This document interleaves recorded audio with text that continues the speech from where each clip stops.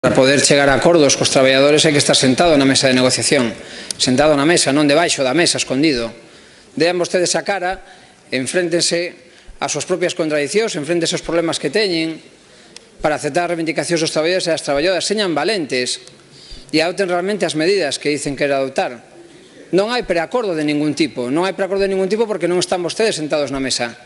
Pensan vostedes que os traballadores e as traballadoras de xustiza queren ir á folga por gusto? Pensan que é unha situación caprichosa? O feito de que outro día houbese unha manifestación en Galicia que foi a máis grande da democracia en todo o sector, con máis de 2.000 persoas de todo o país manifestándose aquí, é un capricho das traballadoras e dos traballadores? Non, non o é. A xente non vai a folga por gusto.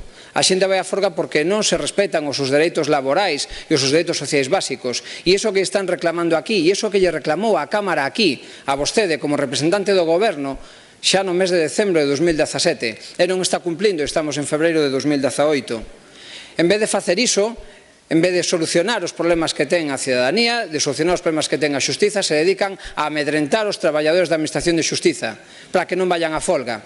Dedicaronse a amedrentalos outro día cando sacaron unha instrucción onde prohibían que os traballadores e traballadoras collesen días de libranza que lles correspondían.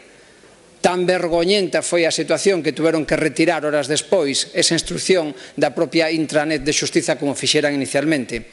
Eso foi denunciado e está tamén no xulgado que ditaminará se existiu ou non nese caso delito por coaccionar os traballadores por facer iso. Tamén amedrentaron vostedes ou intentaron polo menos mediante uns servicios mínimos abusivos para que os traballadores e traballadoras non pudiesen ir a folga.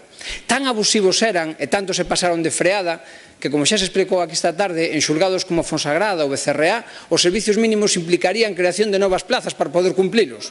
Ese é o ridículo que fixo a Consellería.